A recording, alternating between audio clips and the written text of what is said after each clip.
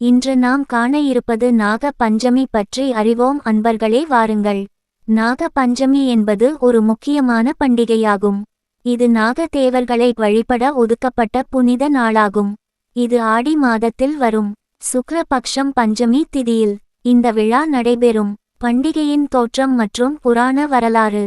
நாக பஞ்சமி சமய பரம்பரையிலும் புராணங்களிலும் முக்கிய இடத்தை பெற்றுள்ளது. இது பாம்புகளை பற்றி பல புராண கதைகள் கூறப்படுவதால் அவற்றை தெய்வமாக கருதும் பாரம்பரியத்தோடு தொடர்புடையது.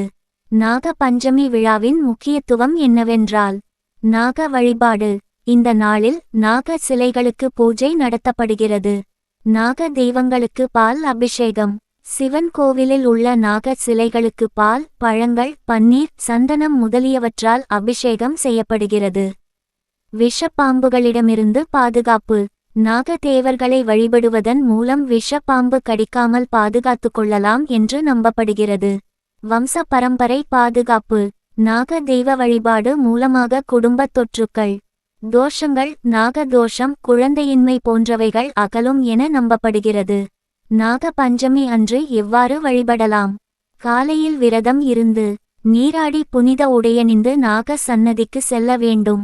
நாகதோஷ பரிகாரமாக நாக வழிபாட்டுக்கான மந்திரங்கள் உச்சரிக்கப்படுகின்றன.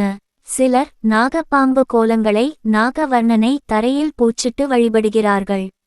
பால், பழங்கள், பனங்கிழங்கு, அரிசி மாவு, வெல்லம் போன்ற பண்டங்கள் நைவேத்தியமாக கொடுக்கப்படுகின்றன. மேலும் நாக பஞ்சமி அன்று கோவிலுக்கு சென்று வழிபடலாம்.